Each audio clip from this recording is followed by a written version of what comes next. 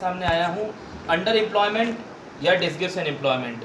Under employment disgrace unemployment क्या है भैया? अंडर एम्प्लॉयमेंट और डिस्ग्रेस अनएम्प्लॉयमेंट एक ही बात है, यानी कि जिसे हम कहते हैं छिपी हुई बेरोजगारी। छिपी हुई बेरोजगारी क्या है? जहाँ पर काम करने के लिए कुछ ही बंदों की रिक्वायरमेंट होती है, मगर वहाँ पर ज़्यादा बंदे काम पे लगे होते हैं, तो उसे डिस्ग्रेस अनएम्प्लॉयमेंट का नाम देते हैं। When more people are working than is needed, the situation is called underemployment और disgress unemployment। अब डिस्ग्रेस अनएम्प्लॉयमेंट दो तरह से होती है, गांव में और एक शहरों में। गांव में इन रूरल एरियाज, शहरों में इन अर्बन एरियाज, जिसे हम इंग्लिश में कहते हैं। गांव की बात कर लेते हैं। गांव के अंदर छिपी हुई बेरोजगारी अगर हमें देखनी हो तो वो कैसी होगी?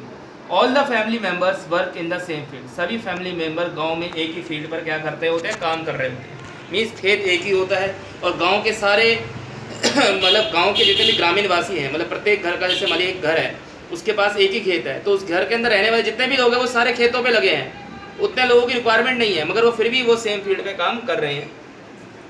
This means that even if we remove a lot of people from agriculture sector and provide them work somewhere else, the agriculture production will not be affected. इससे एग्रीकल्चर का प्रोडक्शन बढ़ेगा नहीं, खेत तो उतना ही है, बस काम करने वालों की ज़्यादा संख्या बढ़ गई।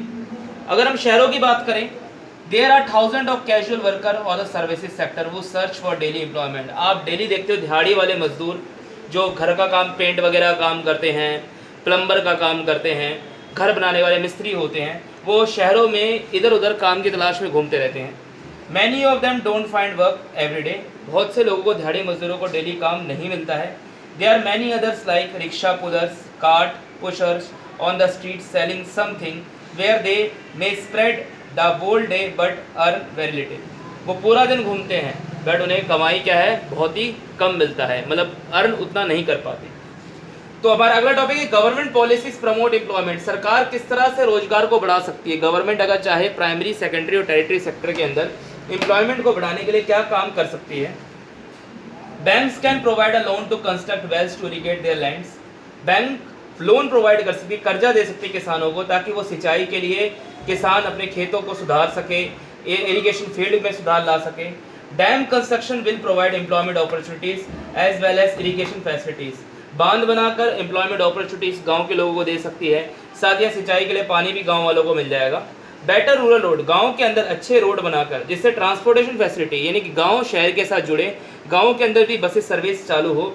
B provide to farmers to sell their crop, और साथ ही साथ किसान गांव से शहरों की तरफ अपना माल, यानी कि अपने उत्पादन को बेचने के लिए लेकर आ पाए। On the credit of local banks, inputs like seeds, fertilisers, agriculture equipment and pump sets can be bought. Local bank गांव में खुल जाने से गांव के किसान बीज, एग्रीकल्चर के लिए जो इक्विपमेंट लगते हैं, पंप सेट होते हैं जो ट्यूबवेल में लगाए जाते हैं, उनको वो खरीद सकते हैं।